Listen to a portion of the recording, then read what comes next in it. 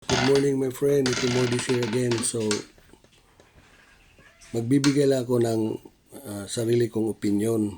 Last week kasi may balita na yung dalawang Bersamin, yung si Executive Secretary at saka yung Undersecretary at saka si Pangandaman ay nininame drop daw nila si Bongbong Marcos para magkaroon sila ng SOP. Sabi kasi ni Senator Lacson na ginagamit daw nila si Marcos para magkaroon sila ng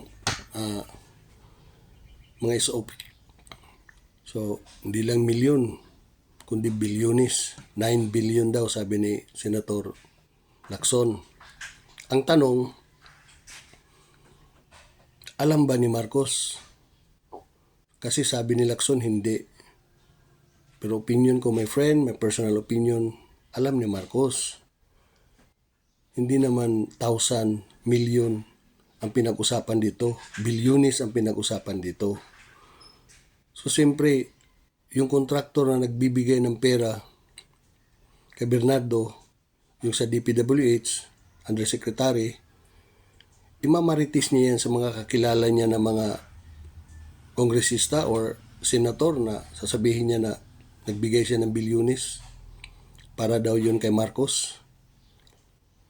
So yung mga congressman naman o yung mga senator o ang congressman, sasabihin nila yun kay Romualdez na siya nagbigay pala ng si ganito na contractor, binigay nila kay Bersamin kabuang 9 billion kasama na dun kay Pangandaman para daw yun kay Marcos. So, siyempre si Romualdez magsasabi din yan kay Marcos na Mr. President, nabigay na ba sa iyo yung bilyonis? Magugulat yan si Marcos. Siyempre, kung hindi man yan totoo, magugulat yan si Marcos. Patatawag agad niya yan. Sasabihin niya na ano ba itong nabalitaan ko? Hindi na for 3 years. Ngayon lang nalaman ni Marcos, kunwari, true kay Lacson, na meron palang ganyan. Yung 3 tao niya, niloloko lang siya. Imposible yun. Sariling opinion ko lang yan, my friend. Kaya sa tingin ko, alam yan ni Marcos na may mga ganyan na transaction. Kasi